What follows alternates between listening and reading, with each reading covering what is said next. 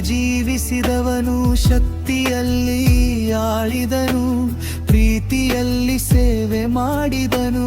ಬೆಳ್ಳಿ ಬಂಗಾರ ಕೇಳಲಿಲ್ಲ, ಹೃದಯವನ್ನೇ ಬೇಡಿದನು.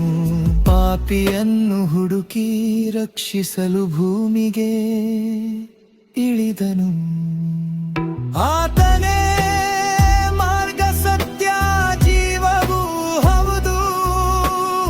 ಆತನೇ ಆದಿಯೂ ನಿತ್ಯವೂ ಹೌದು. ಗೋಶಾಲೆಯಲ್ಲಿ ಮಲಗಿದ್ದ ಮಗುವಲ್ಲ, ಸರ್ವ ಸೃಷ್ಟಿಗೆ ಜೀವ ಕೊಡುವ ದೇವರು. ಹುಟ್ಟಿದವನು ಮಾತ್ರವಲ್ಲ, ಪರಲೋಕದಿಂದ ಬಂದವನು. ಮಾನವನು ಮಾತ್ರವಲ್ಲ, ದೇಹಧಾರಿಯಾದ ದೇವರು.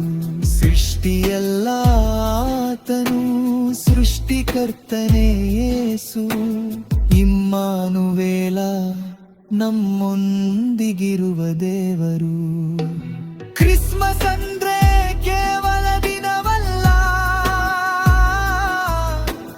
ದೇವರು ಮಾನವನಾದ ಮಹಾರಹಸ್ಯ.